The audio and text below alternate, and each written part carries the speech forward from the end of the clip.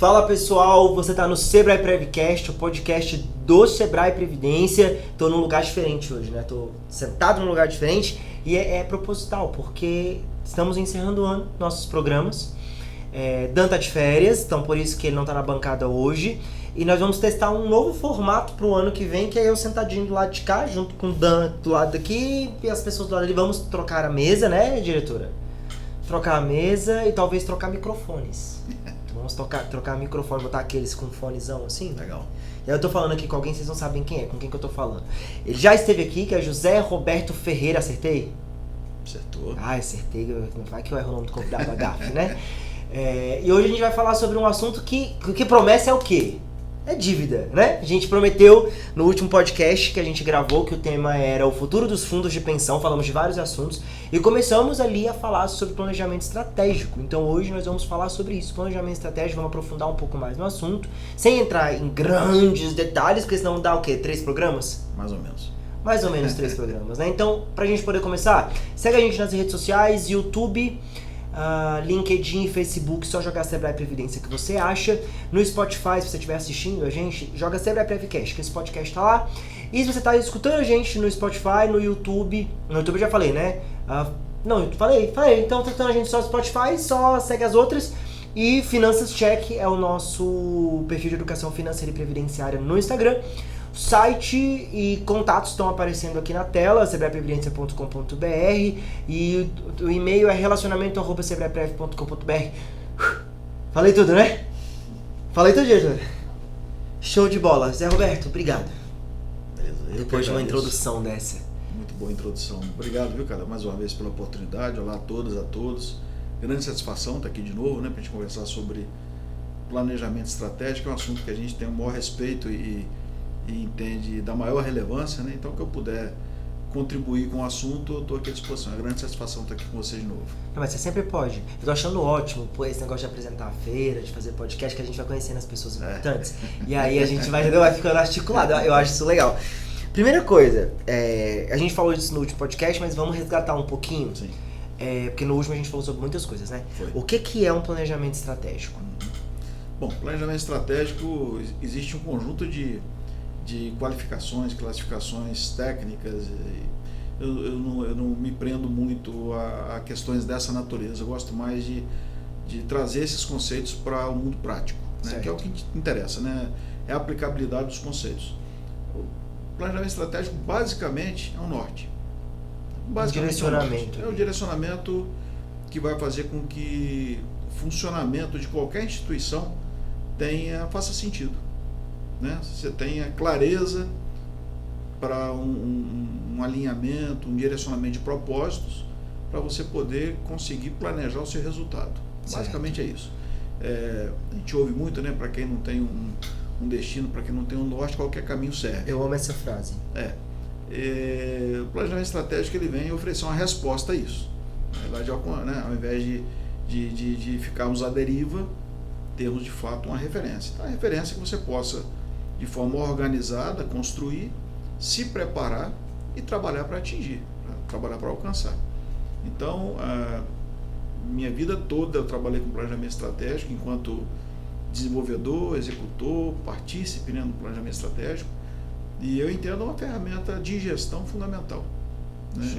E além de oportunizar todos aqueles que têm interesse, que conheçam. É uma peça que as pessoas que podem de fato ter uma referência, ter uma relação com aquele assunto, pode consultar, vai ter clareza em relação ao que se pretende, quais foram as ações empreendidas para se alcançar um determinado objetivo e em que ponto que se encontra.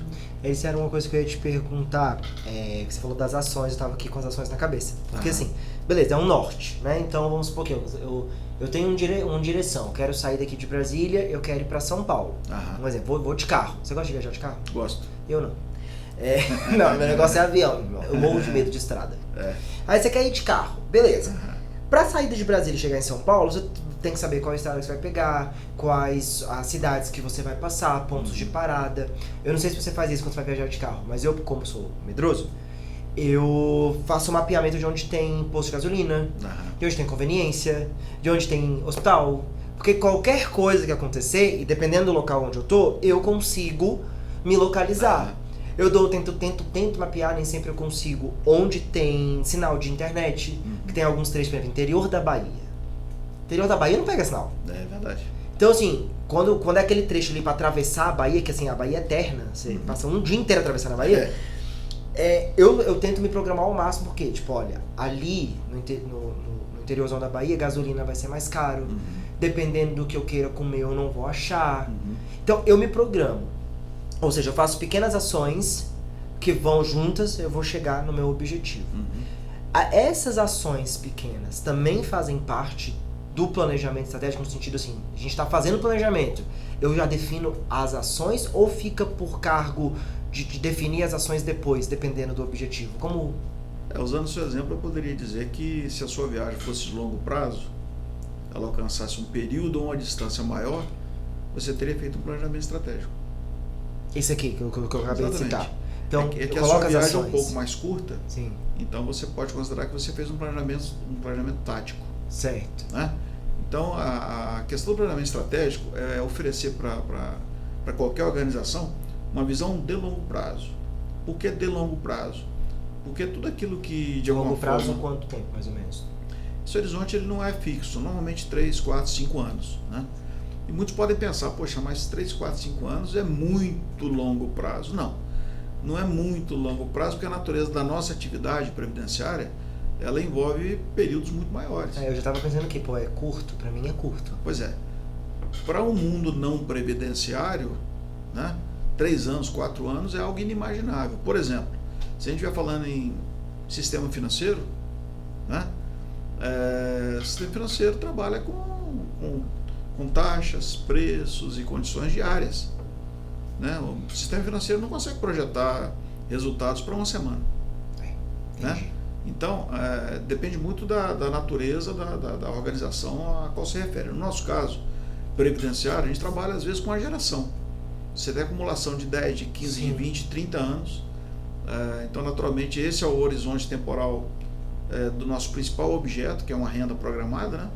Então, é claro, quando a gente fala em longo prazo na Previdência, a gente está falando desse, né, de 20 anos para frente. Eu estava ontem fazendo adesão, segunda, fazendo adesão do meu cunhado, aqui no plano, e aí ele tá com 36. Aí eu falei, moxa, mas você tem pouco tempo para acumular. Eu falei, sua contribuição tem que ser mais alta. Já com esse pensamento de longuíssimo prazo, eu acho, porque tipo, de 36 até 65, quase 30 anos, Exatamente. 29, mas para nós já é curto. Eu acho, pelo menos. Então, essa qualificação de curto, né, médio e longo prazo depende muito do parâmetro que você tem de referência. Para fins de planejamento estratégico, entendendo que o planejamento estratégico ele compreende não só a sua atividade, mas também a realidade ambiental, né, quer dizer, um universo no qual você se insere também, não somente naquele que você tem controle. Então, às vezes, um período de 3 a 5 anos é um período bastante adequado. Por quê? Porque tudo muda muito rápido. Né? Enquanto você procura ter uma estabilidade na nossa questão previdenciária, e trabalha para isso, né, para você poder pensar em horizontes de 20, 30, 40 anos, e é difícil você fazer isso. Por outro lado, o mundo ele trabalha em outra sintonia, como eu disse. Né? Você tem um sistema financeiro de curtíssimo prazo. Então, você tem que buscar um meio termo para conseguir, de alguma forma, conciliar essa realidade previdenciária com a realidade do resto do mundo, que é muito diferente de um timing muito mais reduzido. Então, quando a gente fala em 3, 4 anos, pode ser uma métrica que traga essa razoabilidade, né? Do nosso longo prazo com o longo prazo Sim. desse outro universo no qual nós também estamos inseridos. Então é isso, né? No caso do Sebrae Previdência, o horizonte temporal aqui é de 4 anos, certo. Que é bastante razoável, né? Aí aquelas ações que a gente tem no nosso planejamento é tudo feito agora. O que acontece? Porque são muitas ações. São muitas ações. Existe um conjunto de desdobramentos para você poder chegar naquelas ações. Sim. Né? Você começa estabelecendo o seu norte, né? O seu norte ele passa a ser uma referência objetiva. Você tem propósitos que sustentam aquele seu norte, né? Você tem, por exemplo, uma razão de ser, você tem uma missão. Uma missão, visão, valores. Uma visão, seus valores, aquele conjunto, ele é o que sustenta o seu norte, né? Então, o que eu quero ser no futuro, né? Minha razão de ser, ela está expressa nesses valores, nessa missão, nessa visão de futuro e nos seus valores corporativos. Se eu quero ser isso, o que eu preciso ter como orientadores em termos de funcionamento, de comportamento, de orientação administrativa, para conseguir atingir aquela referência que eu me propus, né? Então, eu quero ser, por exemplo, a principal referência previdenciária no país, né? Por mais, digamos assim, amplo, né, que isso possa parecer, você precisa traduzir isso exatamente em referências mais objetivas. O que é ser a principal referência previdenciária? É ser o maior? É ser o melhor? Ter o maior número de participantes? É ter o maior patrimônio? Claro que você tem que fazer esse tipo de projeção com bases realísticas. Sim. Aí se eu coloco, por exemplo, quer ser... tentar ser realista, assim, quer ser o maior, pô. Maior em quê? Em participante ou em patrimônio, né? Mas vamos supor que eu quero ser o melhor... Pô, me ajuda, deixa eu pensar aqui. Você pode ser o melhor no âmbito de entidades que hoje estão ranqueadas no seu porte e que daqui a 4, 5 anos você pretende ser maior e melhor do que estas. Certo, né? E aí para este objetivo que eu vou colocar uma série de ações. Exatamente. E essas ações podem mudar. Muda. Esse é o ponto. De acordo com... porque... Esse é o mais importante. Porque existe um risco, sabe, Calil, é uma armadilha na realidade. E no nosso sistema isso tem nome, se chama risco estratégico. Às vezes a entidade ela elabora um planejamento estratégico, então estabelece onde ela quer chegar, estabelece quais são os fundamentos para chegar naquele ponto, sim, estabelece um conjunto de medidas, elas são desdobradas até o âmbito operacional. Isso é um planejamento estratégico, grosso modo. Só que quando você faz esse primeiro olhar de onde você quer chegar, o que você quer ser, você parte basicamente de 2 ambientes. O seu ambiente da porta para dentro e o seu ambiente da porta para fora. Seu ambiente interno, você vai se conhecer, tendo aquilo que você tem de potencialidades, né? E também de limitações. E você vai olhar para fora para saber em que mundo que você está. Sim. O que você tem de ameaças, o que você tem de oportunidades. Não tem como fazer só um ou outro, tem que ser os dois. Não, porque há uma simbiose, né? Quer dizer, você não vive sem um ambiente externo e, por consequência, o ambiente externo te influencia o tempo todo. Mas tem empresas que fazem isso, né? Que olham um ou outro. Assim, não sei se fundos de pensão, mas no mercado, de maneira geral, eu acho que tem empresas que só vivem ali no seu próprio mundinho, por isso elas acho que acabam quebrando. É um exemplo, assim, bem conhecido. Nokia não quebrou, né? Exatamente. A empresa ainda existe, mas não é a potência que era, justamente porque não olhou para o mercado. E eu acho que tem empresas que... E aí falando já de clima organizacional, que olham tanto para fora que esquece de arrumar a casa, que assim, se o negócio for muito sério, uma hora ela vai quebrar, porque não vai funcionar dentro. Mas acaba sendo empresas tóxicas de se trabalhar, onde o clima não é legal. E essa é uma das coisas que eu falo muito aqui no Sebrae Previdência, que me fazem ficar aqui, é o clima. O clima que é muito bom, porque tem essa preocupação de olhar para dentro, de ter infraestrutura para você poder trabalhar. Eu tô precisando de um PC porque eu mexo com edição. Tem essa preocupação que tem a ver com um objetivo estratégico e por aí vai. Mas tem empresa que faz só um ou só outro. Perfeito. Ou eu tô sendo... Não, você está sendo generoso. Porque tem muitas empresas e muitas instituições que não olham nem para fora nem para dentro. Porque elas não têm nenhum planejamento. A gente estava falando sobre isso. Né? O planejamento estratégico, ele para ser assim qualificado, ele precisa necessariamente olhar para dentro e para fora. A grande maioria das instituições não tem. Isso é uma questão de cultura organizacional. Sim. Né? Nossas empresas, quer dizer, as empresas no Brasil, as empresas no mundo, né? Elas sempre estão, como qualquer agente econômico, estão numa curva de aprendizado. Essas melhores práticas, elas às vezes se conflitam com a própria realidade que se apresenta. Por exemplo, quando você fala em startup, quando você fala em empresas que não têm estrutura física, que funcionam só com base em sistemas operacionais, você não tem sequer, às vezes, o fator mais importante que se faz a empresa, que é a pessoa, né, o fator humano. Sim. Às vezes as empresas, elas muitas delas, empresas mais jovens, mais recentes, elas se abstraem desses valores e entendem que elas podem, de fato, no âmbito de uma startup, ela ter velocidade em tudo. E essa velocidade em tudo inclui a sua existência. Sim. Elas nascem muito rápido, crescem muito rápido e morrem muito rápido. Exatamente porque não se planejam, né? Então, infelizmente, tem algumas que só olham para dentro, outras só olham para algumas que só olharam para dentro e quebraram, né? Você pode ter um exemplo que, na minha opinião, ele é um exemplo clássico para o Brasil, que é a Varig. Sim. A Varig é uma empresa que, assim, basicamente, ela cuidava muito dos seus colaboradores, o que é um ponto positivo, mas isso trazia para ela um ônus gigantesco sob a ótica da competitividade, e o mundo naquele momento se transformava em termos de abertura de mercado, em termos de estruturas mais inteligentes, em termos de logística, de funcionamento das companhias aéreas, e a Varig demorou muito a olhar para o mercado. Quando olhou, já era tarde, né? Então ela protegeu muito internamente, o que não é um problema, só é um problema que você deixa de olhar o ambiente no qual você se insere, né? E quando olhou para o mercado já tinha engolido a Varig. Esse é um exemplo. E outros exemplos, ao contrário, você conhece e citou, né? Quer dizer, você às vezes olha muito o mercado, mas esquece que você tem seu principal motor, né? Que é a sua casa, para poder eu trabalhei num local, que eu, obviamente não vou citar nome, mas eu trabalhei num local antes de entrar aqui. E era o oposto. Para fora era uma instituição, não era fundo de pensão, já que já vai pesquisar, não é fundo de pensão, mas assim, era perfeita, assim. Acho que eu posso falar, né? Não o nome, mas que tipo de atividade, era um colégio. E aí, para os pais, quem via de fora era tipo o colégio, era um colégio muito bom, onde eu quero botar meu filho ali e tal. E era um colégio absurdamente tecnológico. Então, foi a primeira. Hoje eu acho que isso deve ser mais comum, mas na época, pra mim, não era novidade, era novidade.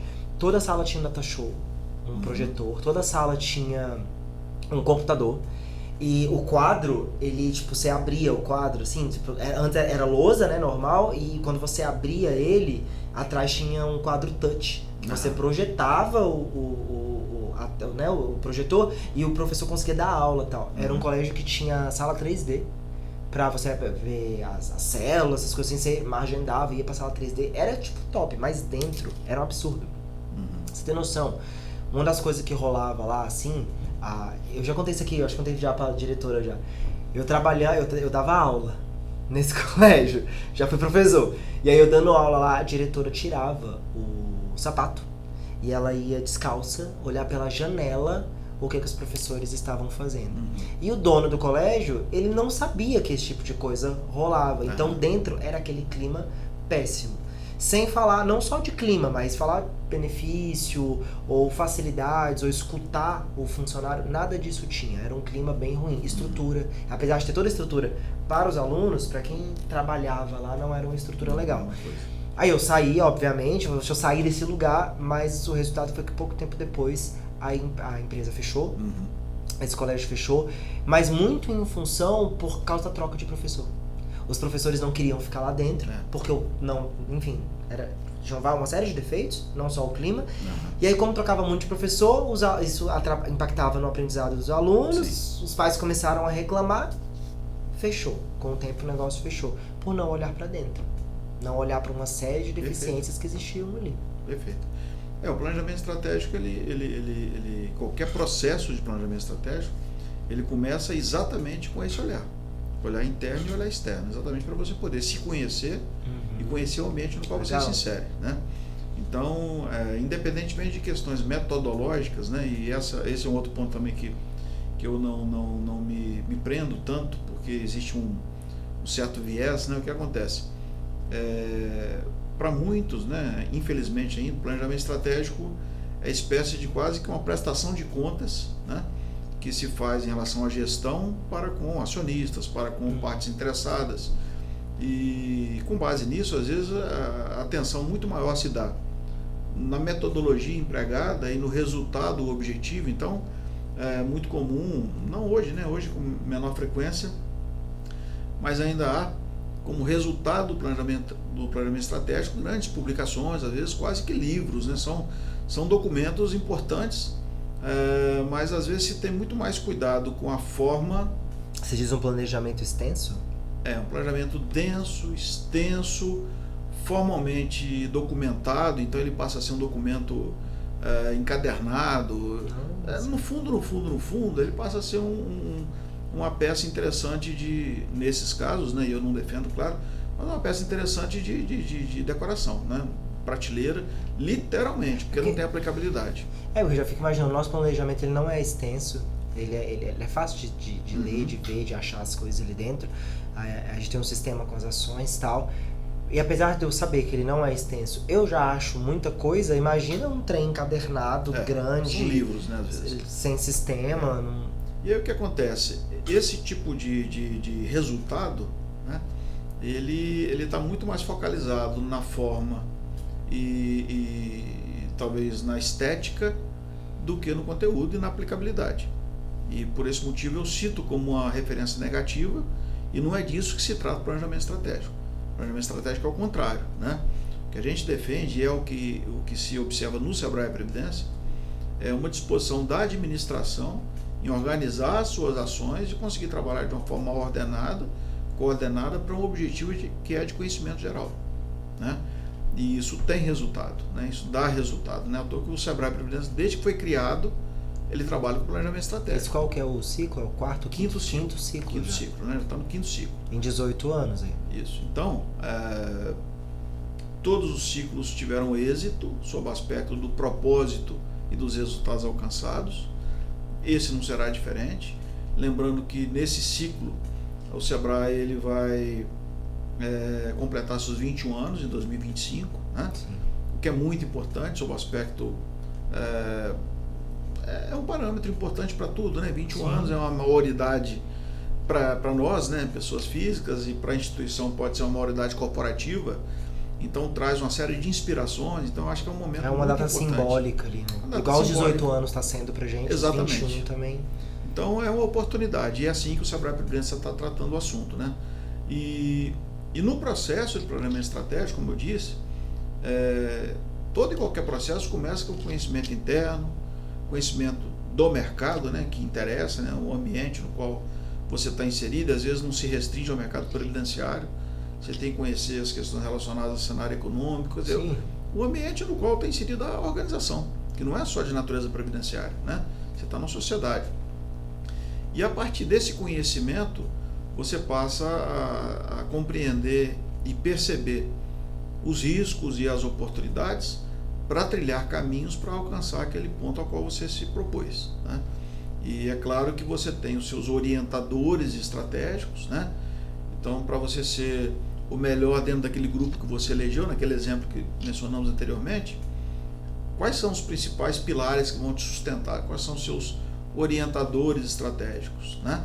São as suas diretrizes. A partir dessas diretrizes, você traça objetivos, né? Então, se eu tenho como objetivo ser uma referência de mercado, então eu tenho uma atenção no mercado, um foco no mercado, passa a ser para mim uma diretriz. Como que eu respondo adequadamente a essa diretriz para conseguir ser a referência de mercado que eu pretendo? Então você tem que ter objetivos estratégicos para poder fazer frente àquela sua diretriz. Bom, estabelecidos seus objetivos, você precisa desdobrar esses objetivos em ações. Você tem que materializar aquilo que você se propõe. Fazer A, fazer B, vou consertar isso aqui. Perfeitamente. Ao final, quando você tem esse conjunto de ações, você vai ter um conjunto coordenado de ações que vão te responder aos seus objetivos estratégicos, que dão resposta, que suportam as suas diretrizes, que são aquelas que fundamentam o seu objetivo. Então, esse encadeamento é que faz com que o seu objetivo tenha grande chance de ser alcançado.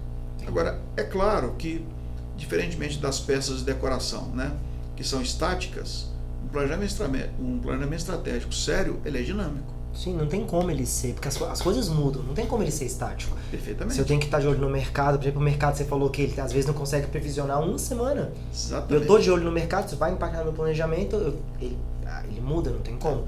Comunicação. Comunicação com os participantes é um dos nossos objetivos ali, uma comunicação clara, sempre está aprimorando. Mas comunicação muda o tempo todo. Sei lá, o TikTok tem o quê? 3 anos?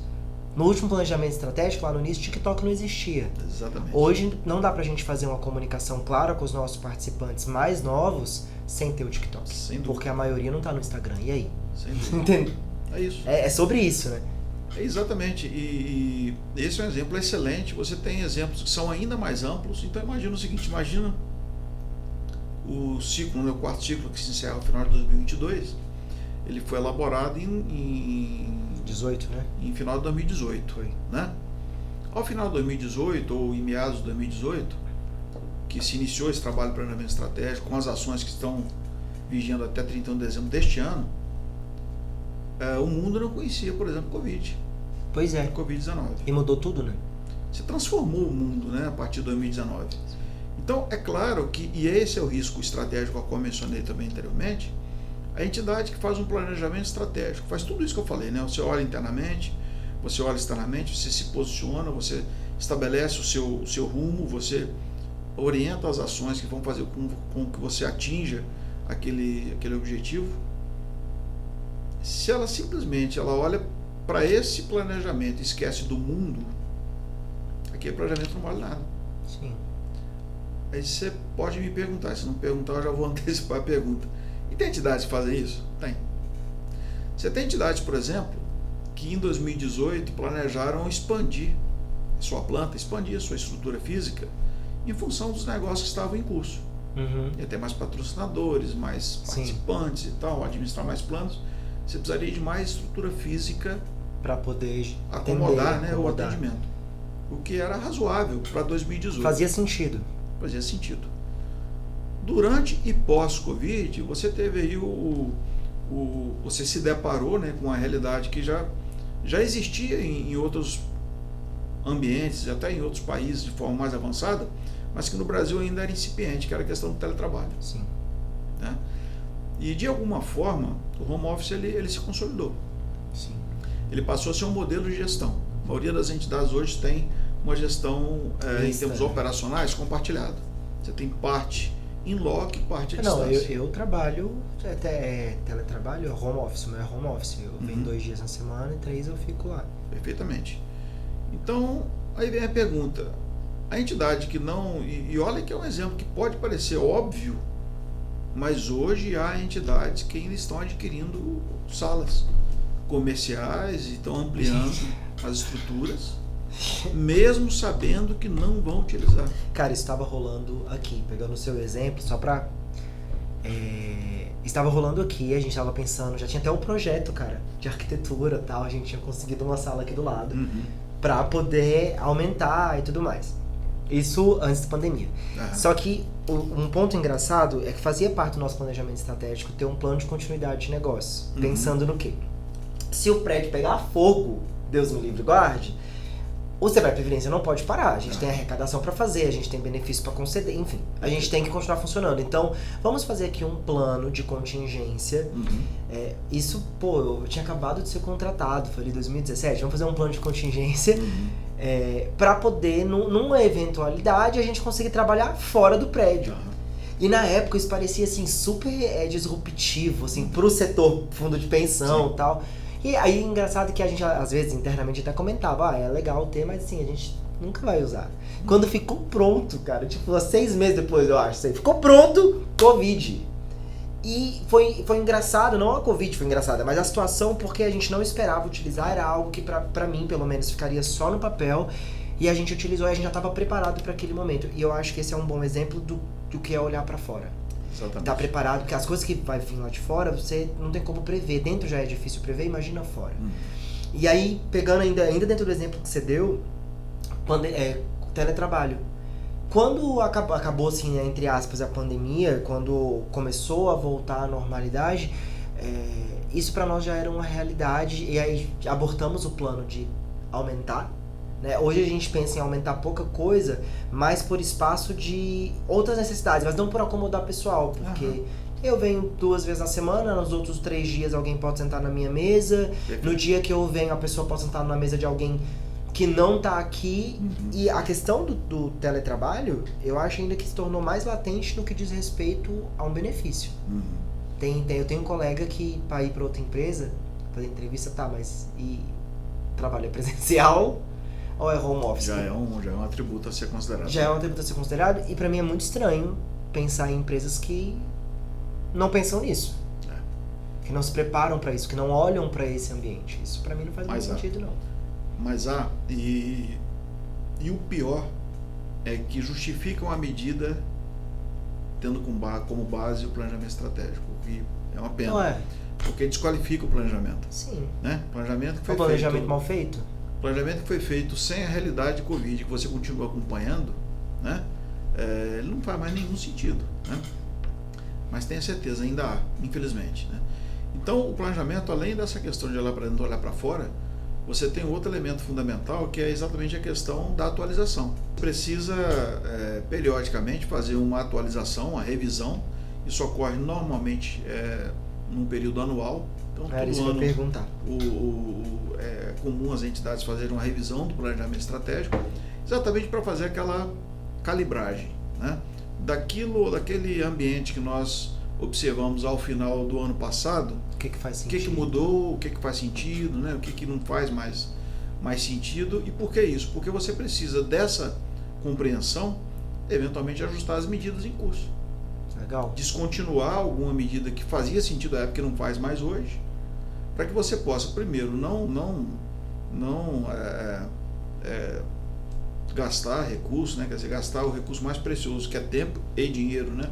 Com medidas que não fazem mais sentido, para que você possa preservar o seu objetivo maior, né? Porque imagina o seguinte, se um dos seus objetivos é ter viabilidade econômica lá na frente, ter competitividade, você está gastando dinheiro com algo que não vai te dar competitividade, você vai cumprir o planejamento estratégico que já está superado, quando chegar lá na frente você não vai atingir o seu objetivo.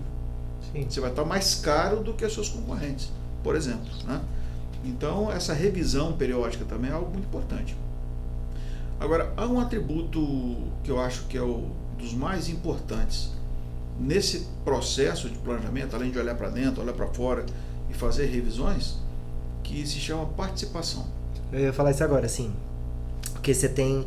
Eu tô aqui com uma colinha, né, dos pontos pra gente poder falar, e nesse papo a gente já falou praticamente todos que eu tinha anotado. Eu quero o que é um planejamento, a importância dele, a gente passou por aí. Dentro da importância eu só tenho uma dúvida. É possível um fundo de pensão, agora falando especificamente de fundo de pensão, eu acredito que sim, mas é possível um fundo de pensão sobreviver sem um planejamento estratégico no longo prazo? Olha, eu tenho que falar que é possível, porque a maioria certamente não tem planejamento estratégico, que está sobrevivendo já há décadas, né? Então, se eu pautar minha resposta pelo histórico, eu tenho que te responder que é possível, porque muitos viveram até hoje sem. Se olharmos para frente, eu não tenho como recomendar que continue fazendo isso. Sim. É necessário, né? Se faz cada dia mais fundamental que você tenha clareza em relação aos seus propósitos, ao seu norte, se organize para atingir e alcançar aqueles objetivos. E sabe o que é mais louco? Sim, só para... quando a gente fala... Você saber onde você quer chegar, propósito, tudo mais, pensando num mundo globalizado e onde a internet, enfim, tem se tornado esse monstro, né, no bom sentido, esse negócio grande e tal. Pô, olha o metaverso. Então tá tudo cada vez mais conectado, e algumas questões, elas que antes não era necessário, digamos assim, no ambiente corporativo, não era um ponto que poderia falir uma empresa e que hoje são, como, por exemplo, sustentabilidade, com boas práticas no sentido de maneiras de lidar com o funcionário, como é que é aquele termo de diversidade, são temas que, pelo menos para mim, na minha pouca experiência, sei lá, 5, 6 anos atrás, não pensava que um tema como esse poderia derrubar as ações de uma empresa por causa da fala de uma pessoa. Perfeito. E hoje isso pode acontecer perfeitamente por conta da internet, e se esse cuidado da forma de se posicionar diante das pessoas não tiver ali mapeado no planejamento estratégico, aí a gente entra em tom de voz da empresa, tudo isso, a empresa pode quebrar. Sem dúvida. E aí como que se mantém? Eu acho meio chocante as coisas que você está me falando, pensar que tem empresas que pensam assim. Olha só, trazendo para o nosso mundo, até para explicar um pouco, quer dizer, claro que isso não vai justificar, mas vai explicar o porquê que acontece. Que acontecia e ainda acontece, infelizmente. A gente vai falar de cultura. Numa transição. A gente vai falar em cultura e vai falar de natureza das nossas coisas. Então, o que acontece? Essas coisas, produtos? Das coisas previdenciárias, certo, né? Do nosso mundo previdência privada.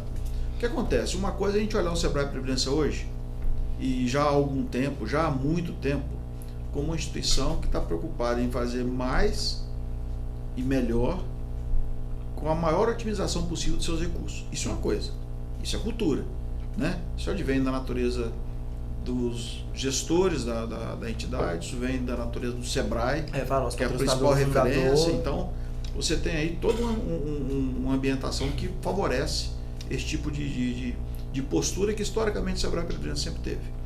Então, a gente precisa tirar o SEBRAE Previdência dessa amostra e trabalhar conceitualmente previdência privada, segmento fechado, para a gente poder entender que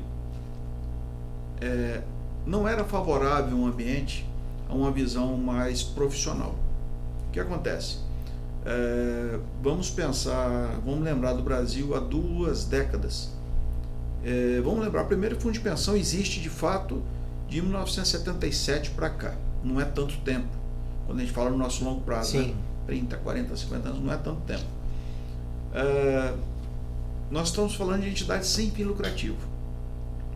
Estamos falando de entidades que foram criadas para trabalhar com determinados nichos.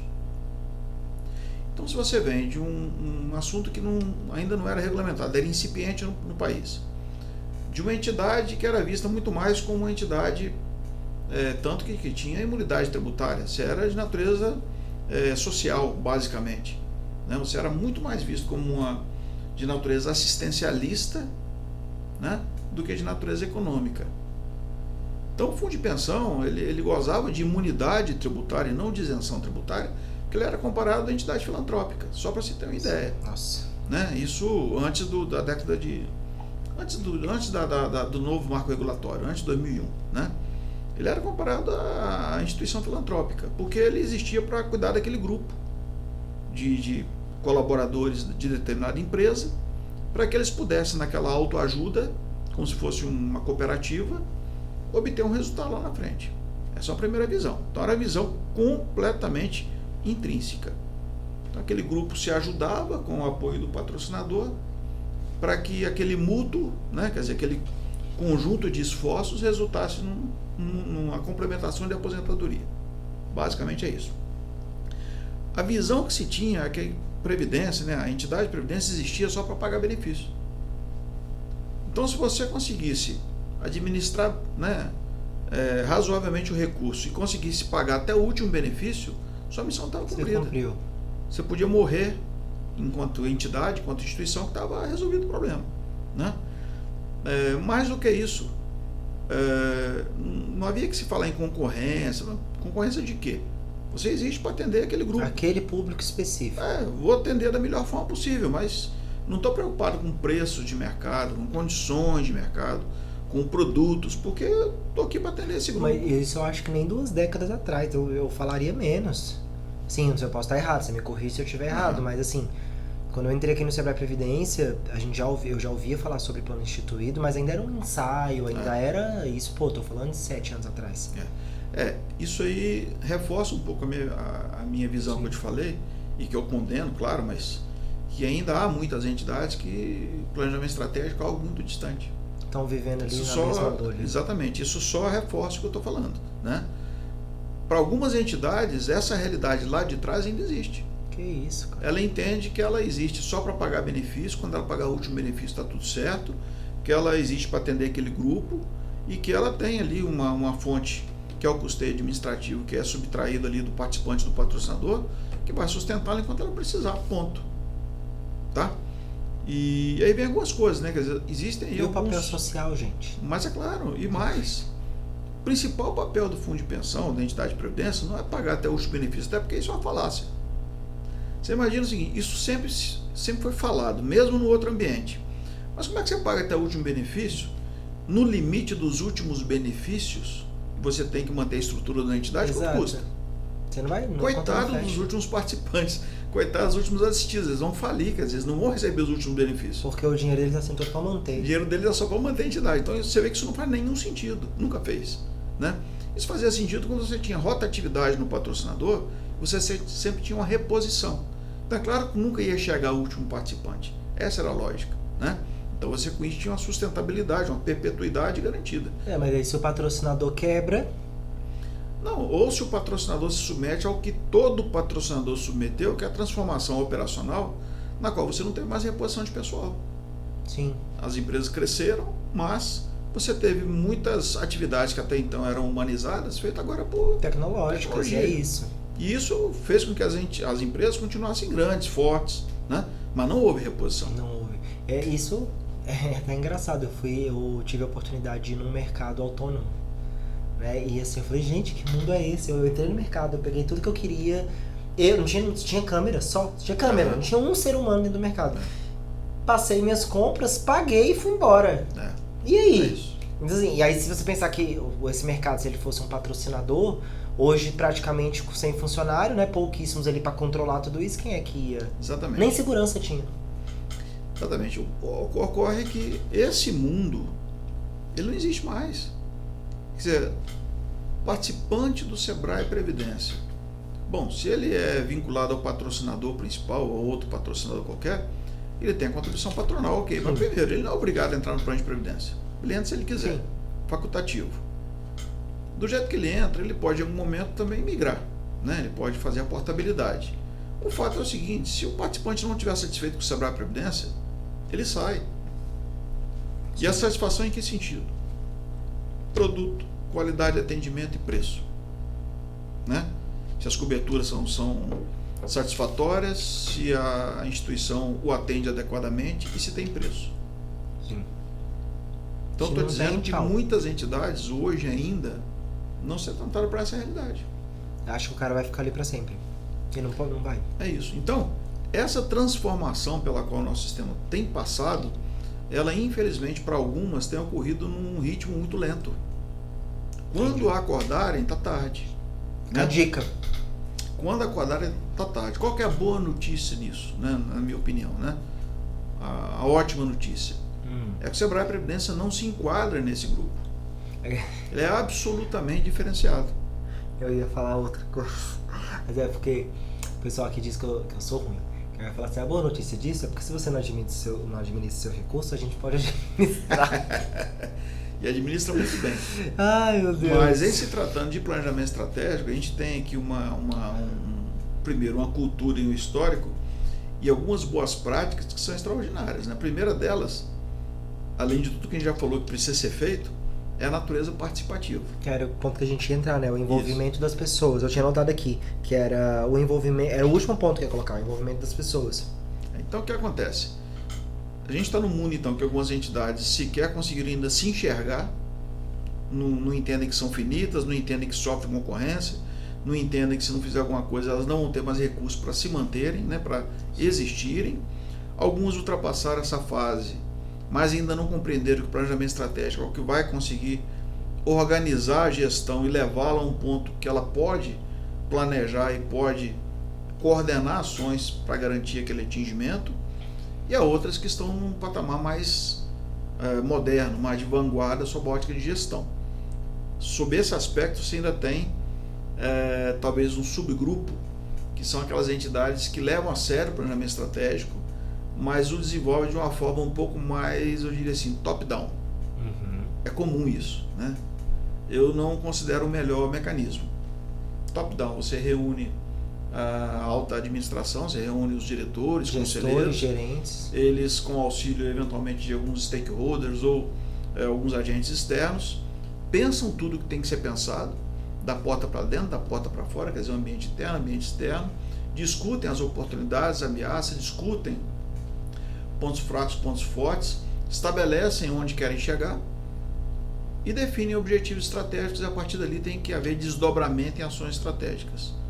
E eles desenham todo esse planejamento, chamam a equipe, as ações que não são eles que vão executar. Claro. E aí chamam as equipes e apresentam o planejamento estratégico para a equipe.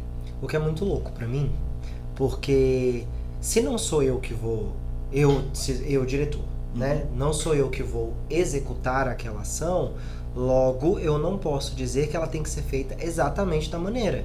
Eu posso ter uma visão de como ela vai ser feita, mas eu tenho que chamar o meu colaborador e falar assim, olha, você que executa isso daqui, talvez eu viva num mundo maravilhoso de Alice, né?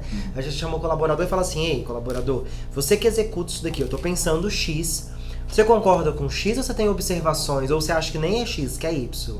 Pra gente poder chegar nesse objetivo por meio dessa ação que é você que executa.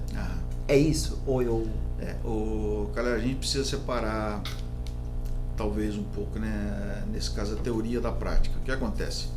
A gente ouve muito, né, das mais diversas organizações no Brasil e no mundo, né, a questão da horizontalidade, da gestão participativa, né, de você ter um ambiente mais de proximidade Sim. organizacional. Ponto. A gente tem que sair então do conceito e ir para a prática. Certo. Na prática, algumas sociedades, e a sociedade brasileira, infelizmente nesse aspecto, ela não é o melhor exemplo. Nós temos aqui uma cultura organizacional, isso não é característica de grandes corporações, muito menos de empresas familiares. Mas existe um traço nas nossas organizações de verticalização. Tá? Isso tem relação com a nossa cultura, com nossa história, com o nosso histórico, envolve questões de hierarquia, envolve questões de responsabilidade, de autoridade, e fazem com que muitas organizações que são percebidas, são vistas, São referências. e se vendem e são referências como horizontais, Nossa. na prática, absolutamente verticais. Você pode dizer que eu tô mal acostumado, então, é isso? Eu diria que você está num lugar que não serve de parâmetro, embora isso seja positivo para quem aqui se encontra. Nossa, você fala muito bonitinho. Porque assim, eu tô pensando, você falando aí e tal, eu tô falando disso, eu tô muito lascado. Porque se um dia eu sair daqui... Eu venho do sistema financeiro. Certo. Né? A minha casa, ela talvez também não sirva de parâmetro, né? Minha casa de origem, mas olhando o sistema financeiro como um todo, a visão que se tem para quem consome do sistema financeiro é exatamente de organizações modernas, que todo mundo tem autonomia para fazer tudo, você pode resolver tudo ou por um app, ou então você vai falar com o seu gerente de relacionamento, ele tem a autonomia para resolver seu problema, você ir para casa e dormir tranquilo, né? Isso é o que você compra. Mas na prática, Não é. isso não é isso não. Ninguém toma nenhuma decisão no sistema financeiro. Tudo é decisão colegiada, que sob a ótica da governança é muito positivo. Ninguém tem autonomia para nada. E quando você precisa de fato de um posicionamento institucional, ele é de cima para baixo. Não tem É pra cumprir. esse exemplo que eu dei de senta aqui, você que executa, deixa eu te cumprir. ouvir. Não, é para cumprir. É para cumprir entendendo que quem tem a maior responsabilidade são os cargos de gestão, e por ter a maior responsabilidade, eles têm a maior autoridade. Não faz sentido, né? Tipo, a lógica faz sentido, mas quando a gente traz de volta para o planejamento estratégico, aí perde o sentido. Faz sentido sob a ótica do comando, Sim. mas não faz sentido sob a ótica da organização. Porque é mais inteligente você abrir mão do seu poder ou da sua autoridade para você ter fortalecida as ações, porque isso vai garantir a sua responsabilidade. A chance de você errar quando você tem uma gestão participativa é muito menor do que quando você faz só com a sua referência. Isso é óbvio, né? No entanto, essa obviedade ela não se faz tão presente, porque as empresas, as pessoas, é muito comum elas confundirem o exercício da sua função, né? O cargo com a própria pessoa. Sim. A pessoa Sim, vai dessa. ela é importante, né? Se ela é importante, ela vai te ouvir para quê? Sim. Né? Você não, mas vai me ouvir para quê? Grande erro das pessoas. Para que vai ouvir, né? Quem está hierarquicamente na cabeça de quem assim pensa abaixo, se ele é quem responde, por consequência ele é quem tem autoridade. Então perceba que eu estou trazendo aqui uma referência negativa para a gente sair um pouco do ambiente de Sebrae Previdência, para entender que o mundo lá fora ele ainda é desafiador sob o aspecto organizacional. Entendi. É por isso que quando a gente traz um assunto como esse, planejamento estratégico, ele precisa para muitas organizações serem vistas como oportunidade, outras como necessidade, e para o Sebrae Previdência como uma excelente referência. Né? Sebrae Previdência, nisso, né, e o próprio Sebrae é a escola. Sim. Né? Escola. Então você tem aqui E eu posso falar isso por vários motivos. Um deles é que eu participo desde o primeiro ciclo do planejamento estratégico, tenho tido o privilégio de ajudar, auxiliar, aprender também com vocês aqui. Mas o que acontece é o seguinte, você tem um processo absolutamente participativo. Sim. Você sabe disso, você participou deste ciclo desde o início. Você tem as Fiquei primeiras... triste porque na última reunião não pude participar. Pois é. Você tem desde o início as primeiras medidas, né? Na realidade, a primeira medida, o que é? Ouvir a equipe interna. Escuta a equipe, foi a primeira medida. Primeira coisa, ouve a equipe. E não é ouve a equipe para saber dos problemas, de reclamação. Não é isso não. A equipe tem maturidade para pensar como gestores que amanhã serão. Porque é isso, né? Na realidade, isso que eu ia colocar, tipo, a equipe ela tem que entender aquela oportunidade, o objetivo daquilo ali para poder colocar contribuições que são válidas, né? Não é só achar que vou jogar no ventilador aqui e vou... É isso. Você tem com isso uma corresponsabilidade. Sim. Ele não vai jogar no ventilador, porque ao jogar no ventilador vai respingar nele também. Sim. Né? Então ele tem que ser responsável, ele tem que propor algo factível, sabendo que ele é parte de quem vai executar, mas se ele tem, em tese, o ônus da execução, ele tem o bônus da realização. Não, e outra, assim, até se você for, que a gente tá falando assim, tipo, a expressão, né, jogar coisas no ventilador, até se eu for falar algo que é negativo, se eu venho com um pensamento de, olha, existe esse problema, mas eu pensei em determinada solução e que juntos podemos, de fato, chegar e colocar ela em prática, muda todo o cenário. Eu não estou jogando nada no ventilador, eu estou expondo uma situação que precisa de melhoria e eu faço parte dessa melhoria. Perfeito. E é parte do problema também. É parte do problema, exato, porque, né? Enfim, legal. Então, assim, quando você olha sobre esse prisma, a gente está falando então de planejamento estratégico, além de tudo, é um processo pedagógico, porque ele está te preparando para ser gestor. Na realidade, quando você traz as equipes internas para trabalharem desde o início, a gente convida essa equipe para pensar com a cabeça do gestor.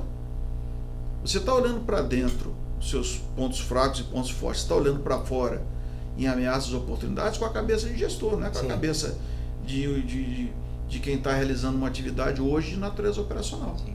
Sabe que a gente está conversando há 48 minutos e tem um mundo inteiro para falar. Porque assim, a gente está falando sobre várias coisas e eu tô aqui... Assim, cada ponto desse dá mais uma série de coisas para conversar. Eu sinto como se a gente ainda estivesse no começo. E aí, pegando o gancho do desenvolvimento, o envolvimento das pessoas, isso é imprescindível, me corrija se eu estiver errado, para o desenvolvimento do plano de execução. Sem dúvida. Que aí eu acho que foi o último ponto que eu anotei aqui. Né? E a gente citou ele só, né? A pessoa, ela tendo a possibilidade de participar, ela além de trazer ideias que de fato façam sentido, ela tem uma visão melhor do que o gestor em relação ao que é factível.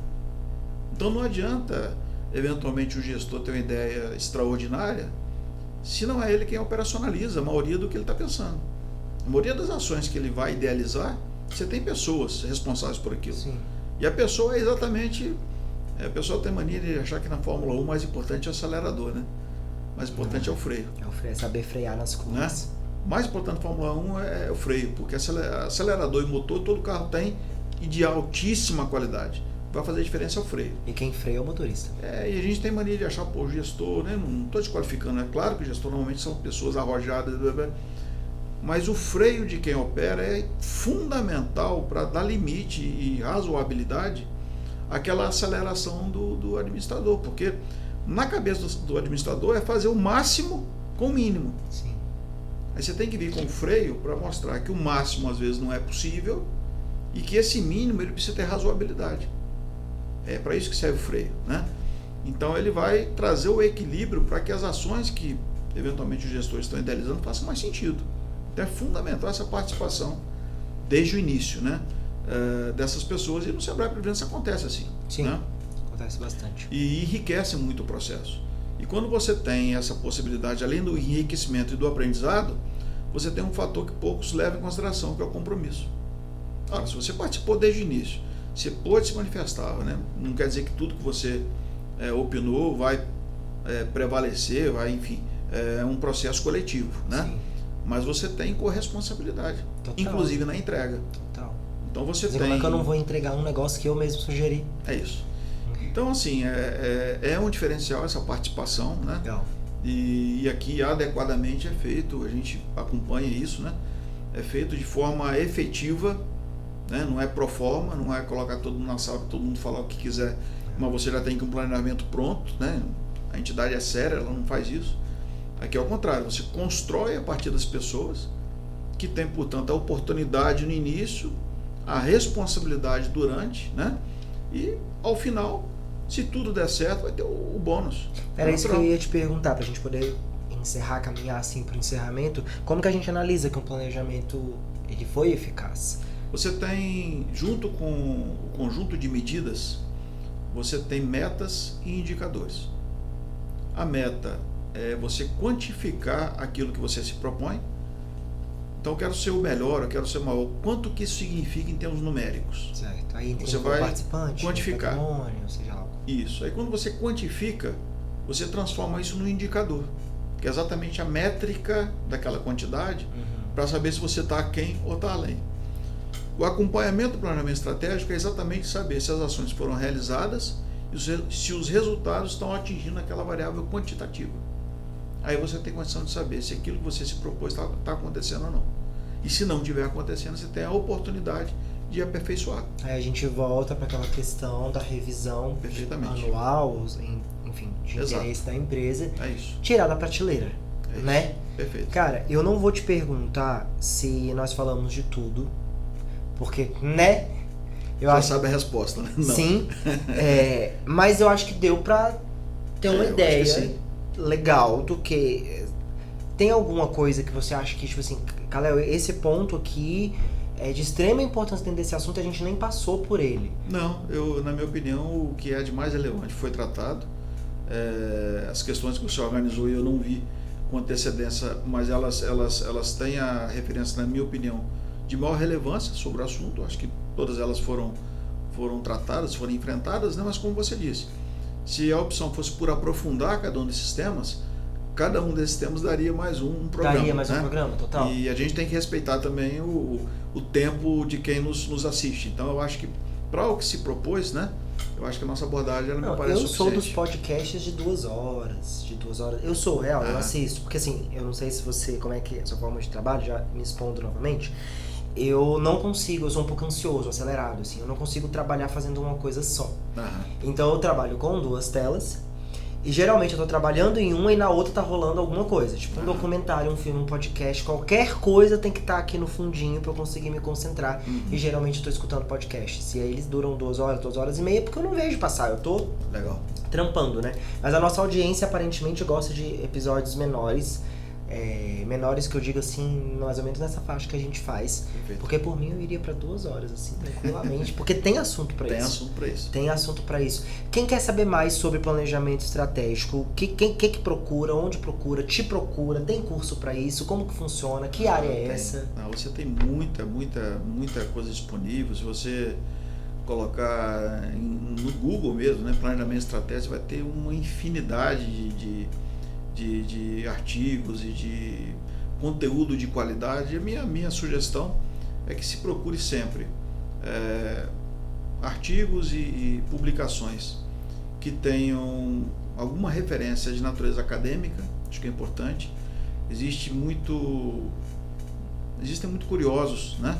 A rede é algo muito aberto. Sim. E às vezes o assunto é tratado muito sob o aspecto comercial. Eu acho que isso é perder tempo. É melhor você conceitualmente conhecer isso, academias, né, as nossas universidades. Você tem muita tese, tem muita coisa boa disponível gratuitamente, que trata do assunto com muita clareza, de forma leve, sem se prender a metodologias. Então, minhas principais referências são obras que tenham como origem, né, e como sustentação a academia. Legal. Indicação de livro, tem alguma? A gente sempre pede aqui no podcast. Do nosso último podcast para hoje, deixa eu ver se tem alguma coisa nova e interessante. Eu tenho que pensar um pouquinho, Kalel, porque eu estou vendo e lendo tanta coisa que... Mistura, né? Eu tô lendo... eu misturo e muito eu não concluí ainda. Então ainda não dá para... Não dá para indicar. Não dá para formular uma opinião, né? Deixa eu ficar te devendo essa. Deixa, claro. Da última vez, o que eu sugeri, eu li e gostei demais. Então, para eu fazer algo agora com menos referência, seria um desrespeito a vocês. Nossa, gente, pessoa educada é outro nível. O que foi? A música, mas é do rock, né? Da última vez você indicou a banda, que foi AC/DC. Foi Iron Maiden. Iron Maiden. Quem foi que indicou AC/DC? Pedro indicou AC/DC. AC/DC é muito bom também. Isso aí ele fez igual a você. De qualquer uma dessa aí, eu indico. Não. Quer indicar alguma outra banda? Alguma outra banda? Pode ser. No lugar do Iron Maiden, eu vou junto com o AC/DC, é ótimo também. AC/DC também é bom? Muito bom. Eu não vou me expor, não. Vou ficar quietinho porque eu não sou entrevistado, então eu não tenho por que me expor. Mas de livro, eu falei, eu tava lendo, eu acho que foi no seu podcast, não lembro, mas nos últimos eu falei sobre esse livro que chama Comunicação Não Violenta. Uhum. Já ouviu falar? Já. E aí eu consegui concluir e é muito, extremamente interessante e difícil, no meu caso, de colocar em prática. Porque eu sou uma pessoa...